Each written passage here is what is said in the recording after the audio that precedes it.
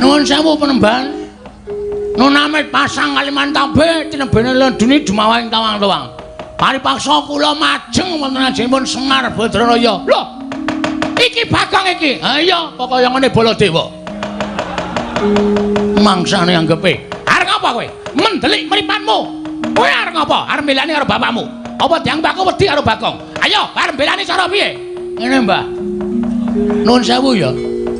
Sampeyan ki wong tuwa, nek ndek cangkem dijaga. Semelaku nek ditapuki wong ning dalan.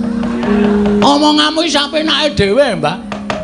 Ora nganggo petungan, ora nganggo pikiran. Awal pertama sampeyan teko wis ngece omahe bapak. Bapak ki wong kere, omahe ya wis pantes kaya ngene iki, mula ya kuwate ming tuku lincah, bayahe semen. Wong ki aja sok ngembe karo wong liya. Kowe sugih ki mbiyen ra diparingi karo Prabu Duryudana. Ha ya.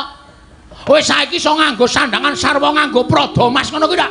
Merga kowe diparingi karo Ratu Ngastina. Ning kowe kelingan mikir jaman semono, aja sombong. Ning ngelingono karo jaman duk nalika kowe ngrekoso gendong Swatama, kowe mbarang ning prapatan. Kowe ora dikukup karo wong Ngastina, kowe seprene iki dadi kere, Dur. Wus.